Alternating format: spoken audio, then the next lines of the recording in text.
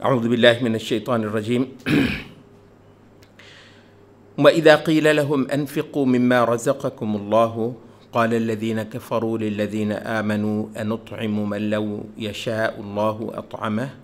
إِنْ أَنْتُمْ إِلَّا فِي ضَلَالٍ مُّبِينٍ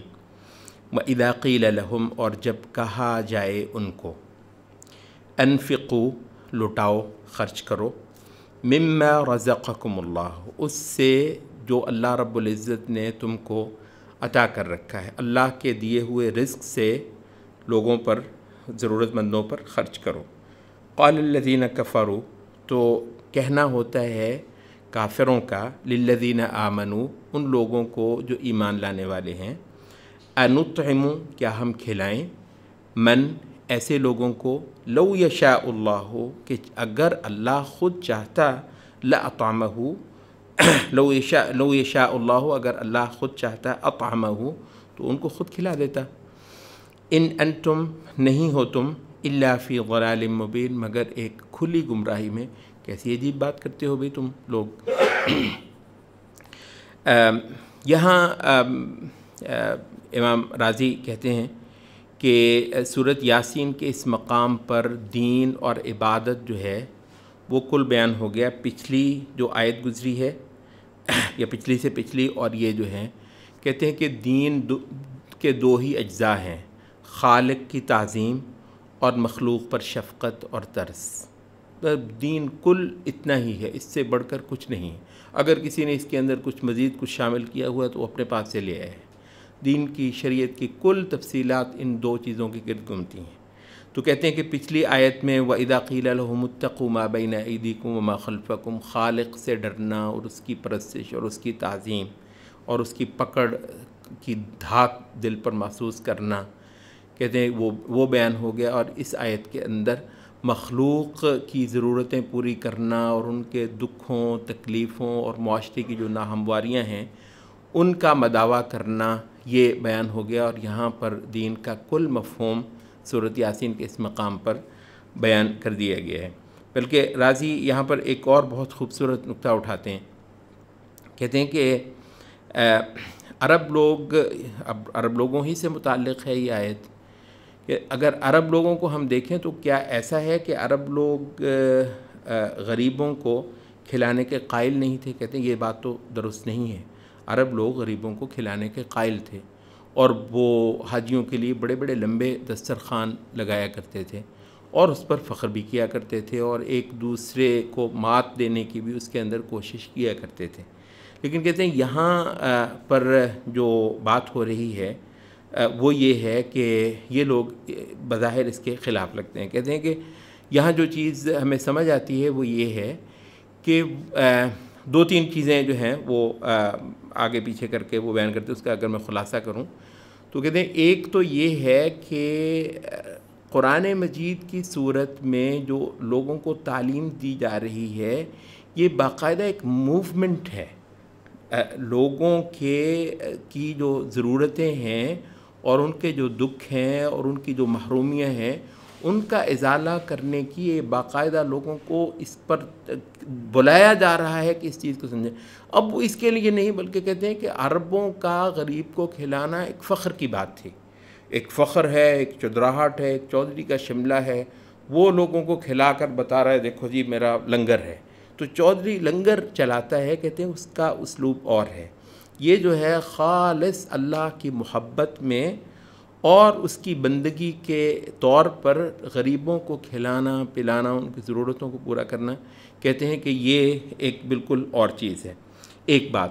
دوسری جو چیز ہے وہ یہ ہے کہ مما رزقکم اللہ، رزق فی نفسہ ہی، جو رزق ہے اس پر ہی اللہ کے حق کو تسلیم کرنا، یہ عرب نہیں کرتا تھا۔ عرب اس کو اپنی چیز سمجھتا تھا۔ کہتے ہیں کہ یہاں دراصل جو اللہ رب العزت کا دیا ہوا ہے، یعنی جو امراء ہیں یا جو معاشرے کے آسودہ حال لوگ ہیں، ان کے پاس جو کچھ ہے اس کا سٹیٹس طے ہوتا ہے۔ اس آیت نے یا قرآن مجید کا یہ جو مضمون بہت جگہوں پر آتا ہے، اس نے اس کا سٹیٹس طے کر دیا ہوا ہے کہ یہ جو تمہارے پاس ہے یہ ٹھیک ہے، ایک معنی میں ہی تمہارا ہے، ورنہ اصلاً یہ اللہ کا ہے۔ کہتے ہیں اب یہ معنی جو ہے عربی کو اس کی سمجھ نہیں تھی، اس وجہ سے وہ کہہ رہا ہے اور اس پر بار بار وہ اعتراض کر رہا ہے، بلکہ وہ کہتے ہیں کہ یہ بالکل اسی طریقے سے ہے کہ جیسے ایک آدمی کا بہت بڑا خزانہ ہو، کچھ اس نے کہیں رکھا ہوا ہے، کچھ کہیں رکھا ہوا ہے، اور کچھ جو ہے وہ اس نے آپ کے پاس بھی رکھا ہوا ہے، اور آپ کو کہہ رہا ہے کہ یہ جو ہے نا فلاں کو دے دو اتنا، آپ کہہ رہے ہیں کہ وہ جو تیرے پاس جو دوسرا خزانہ ہے اس سے دے دے، وہ کہتا ہے مالک میں ہوں یا تو ہے؟ کہتے ہیں یہ ہے مفہوم جو آسودہ حال لوگوں کے پاس جو وسائل اور جو ذرائع ہیں اس کو ان کا نہیں رعایت رہنے دے رہے ہیں، کہتے ہیں کہ یہ دراصل اللہ کا مال ہے جو تمہارے پاس ہے، تم نے کمایا ہے، اس میں اس حوالے سے تمہارا ایک خاص درجے میں استحقاق ضرور ہے، مگر ایک بڑی سطح پر یہ سارا مال دراصل اللہ کا ہے، اور اللہ تعالیٰ نے اگر کچھ لوگوں کو محروم رکھا ہے تو دراصل وہ تمہاری آزمائش ہے۔ تو یہ تیسری بات یہاں پر جو ظاہر ہے سبھی مفسرین نے کی ہے، وہ کہتے ہیں کہ تقدیر سے دلیل پکڑنا شریعت کے مقابلے پر، شریعت نے انسانوں کو آزمانے کے لیے غریب رکھے ہیں معاشرے کے اندر۔ اچھا، یہ کہتا ہے کہ اللہ تعالیٰ ہی کی اگر مرضی ہے کچھ لوگوں کو غریب رکھنا تو میں کیا کروں، میں ٹھیکیدار ہوں کیا؟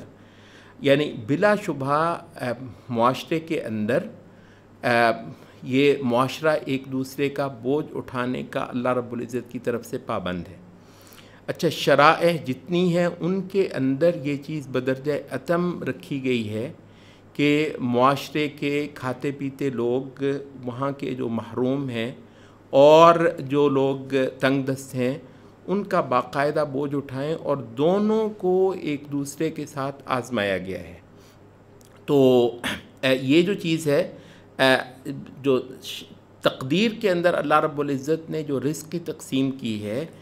شریعت نے آ کر اس تقدیر کی تقسیم کو ایک اور تنظیم دی ہے، ایک اور ڈسپلن دیا ہے، اور اس میں کوئی شک نہیں ہے کہ ازل سے لے کر جو شرائع آسمانی ہیں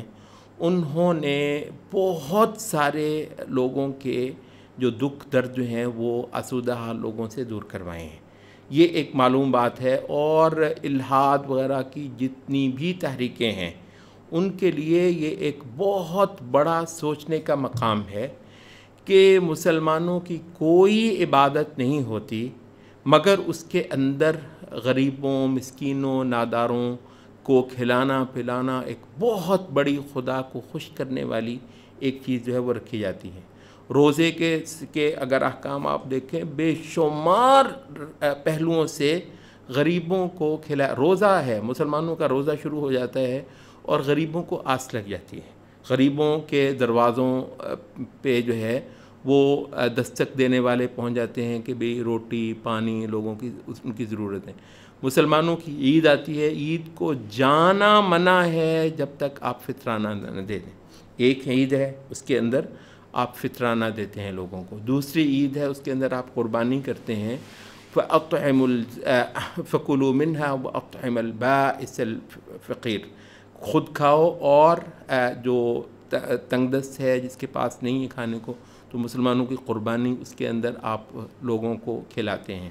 اچھا، اس کے علاوہ جگہ جگہ غریبوں کو کھلانا جو ہے وہ عبادت بنایا گیا ہے۔ تو وہ کہتے ہیں کہ یہ آپ دیکھ لیں جتنے ملحدین ہیں ان کے جتنے بھی ریچولز، اب ریچولز تو تقریباً جب آپ ایک بڑی جماعت بن جاتی ہے ان کے بھی ریچولز ہیں، جیسے ان کے ویلنٹائن ہے مثلا، جیسے ان کا ہیپی نیو ایئر ہے، کہاں ہیں غریب ہوتے ہیں اس وقت؟ ویسے مطلب اچھا مزے کی بات یہ ہے کہ مسلمانوں کی تو عبادت میں لازماً غریب کا حصہ ہوتا ہے۔ ہم نے کہا چاہے قربانی ہو، چاہے عید ہو، چاہے مسلمانوں کا روزہ ہو، حتیٰ کہ جمعے وغیرہ کے حوالے سے اکثر و بیشتر صدقہ کرتے۔ امام ابن تیمیہ کے بارے میں آتا ہے کہ ان کو اور کچھ نہیں آتا تھا، وہ کہتے تھے کہ یا ایھا الذین آمنوا اذا ناجیتم الرسول فقدموا بین یدی نجواکم صدقہ۔ اللہ تعالیٰ نے تو یہ کہا ہوا ہے کہ اگر رسول کے ساتھ سرگوشی کرو، رسول کے ساتھ پرائیویٹ گفتگو کرو، ٹائم لو الگ سے رسول سے، ٹھیک ہے، مجلس سے ہٹ کر رسول سے ٹائم لو، تو کچھ صدقہ کیا کرو، ٹھیک ہے۔ تو کہتے ہیں اللہ تعالیٰ نے تو رسول کے لیے یہ کیا ہوا ہے، تو جمعے جیسے مقام پر ہم جب اللہ کے لیے جاتے تو میں کچھ صدقہ کرتا ہوں، کہتے اور کچھ نہیں ملتا تھا تو گھر سے کوئی ایک آدھ پیاز کر کچھ بھی نہیں آتے جاتے ہوئے کسی غریب کو جو ہے نا دے کر پھر جمعہ پڑھنے کے لیے جاتے تھے۔ تو آپ ہمارے تو جو ہے نا وہ یہ صورتحال ہے۔ اچھا، تو یہ تمہارے جو ریچولز ہیں ان کے اندر کہاں ہوتا ہے، کہاں ہوتے ہیں غریب؟ مزے کی بات یہ ہے کہ ہمارے جو ریچولز ہیں وہاں وہ غریب کو لے آتے ہیں، دیکھو جی ان کی عبادتیں، اور غریب بیچارے فارغ۔ تو الحمدللہ یہ جو دین ہے یہ پر ہے غریبوں اور ناداروں کو کھلانے پلانے سے، اور اس کو اللہ رب العزت کی عبادت بناتے ہیں۔ یہاں ایک اور چیز جو ہے وہ اس پر ہم تھوڑی سی توجہ لینا چاہیں گے کہ سورۃ یاسین کے اندر جہاں یہ آیت ہے اور اس کی ہم تلاوت کرتے ہیں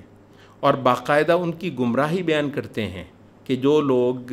غریبوں کو ان کے اپنے حال پر چھوڑنے کو دلیل بناتے ہیں کہ بھئی اللہ تعالیٰ نے ان کو بھوکا رکھا ہے تو ہم کیا کریں، یعنی یہ مقام پڑھنے والی جو امت ہے، کہ آپ یقین کریں گے کہ آج سے کوئی 50-60 سال پہلے ایک تقریباً آدھی صدی تک ان کے گھروں پر کمیونزم کا حملہ ہوا ہے۔ کمیونزم ایک موومنٹ تھی غریب کے حق کی، کوئی غریب کے حق کی موومنٹ کا حملہ ہو کیپٹلسٹ سوسائٹی پر، سمجھ آنے والی بات ہے۔ سورۃ یاسین پڑھنے والی، اس آیت کی تلاوت کرنے والی جو امت ہے اس کے گھر پر کمیونزم کا حملہ ہو، غریب کا حق، غریب کا حق سورۃ یاسین پڑھنے والی امت کو تم بتا رہے ہو، اور وہ بیچاری ڈر رہی ہے کہ کمیونزم ہمارے نوجوانوں کو کھینچ کر لے جا رہا ہے۔ اچھا، لیکن یہ ہے کہ یہاں پر ایک لمحہ فکریہ بھی ہے بہرحال، اور وہ یہ ہے کہ ہماری مسجدوں میں یہ جو ہے معاشرے کے جو محروم طبقے ہیں، یہ تو ایک پوری موومنٹ ہے نا، کہتے ہیں کہ یہ یعنی معلوم یہ ہوتا ہے کہ یہ جو بحثیں ہو رہی ہیں مکے کے اندر غریب کے حق پر، وہ مان کر نہیں دے رہے، اور یہ جو دعوت رسول اللہ صلی اللہ علیہ وسلم پیش کر رہے ہیں، یہ سورۃ یاسین کا یہ مقام بالکل واضح کر رہا ہے کہ دراصل یہ ایک ڈسپیوٹ ہے۔ مسئلہ صرف یہ نہیں کہ مسلمان کھلا رہے ہیں، نہیں، کھلا تو رہے ہیں، وہ کہتے ہیں باقاعدہ یہ ایک پوائنٹ آف ڈسپیوٹ ہے مسلمانوں کے مابین اور مشرکین کے مابین کہ بھی غریب کو کھلانا کتنا بڑا مسئلہ ہے۔ اچھا، یہ جو بات ہے یہ ہمارے مذہبی بیانیے کے اندر کہاں ہے ویسے؟ ہمارا جو مسجد کے اندر دائیں طرف بائیں طرف آپ نے یہ دیکھا ہوگا، یہ میں جیسے عرض کر رہا ہوں یہ لمحہ فکریہ ہے، جمعہ ختم ہوتا ہے وہ ایک آواز اٹھتی ہے بلکتی ہوئی، مجھے نہیں پتا، وہ ہو سکتا ہے وہ جھوٹا ہو، وہ جو بھی ہو، بہرحال ایک بلکتی ہوئی آواز اٹھتی ہے، وہ جی میرا یہ مسئلہ ہے۔ تو مسجد انتظامیہ آپ کو پتہ ہے اس کی کیا ڈیوٹی ہے؟ مسجد انتظامیہ کی ڈیوٹی یہ ہے کہ ایسے لوگوں کو خاموش کتنی سوئفٹ ایکشن کے ساتھ کرنا ہے۔ وہ بیچارہ اس کو بھی پتہ ہوتا ہے کہ مسجد انتظامیہ 4 کانوں سے سنتی ہے ایسی بات، وہ اس نے بھی فٹافٹ اپنی بات پوری کرنے کی پوری مشق کر رکھی ہوئی ہے، وہ اپنی بات کرتا ہے، اور مسجد انتظامیہ کا یہ کام رہ گیا۔ یعنی مسجد انتظامیہ اس بات کے لیے نہیں ہے کہ اس محلے کے جتنے حاجی صاحب ہیں، جتنے یہ مایا لگے ہوئے کڑکڑ کرتے ہوئے سوٹ پہنے ہوئے لوگ ہیں، ان کے وسائل کو پول کر کے مسجد کے ارد گرد 1 کلومیٹر کے ریڈیس میں غربت کا خاتمہ کر دیں، نہیں ہو سکتا ہے۔ یہ ماشاءاللہ اللہ تعالیٰ نے عقلیں دی ہیں، سمجھ دی ہے،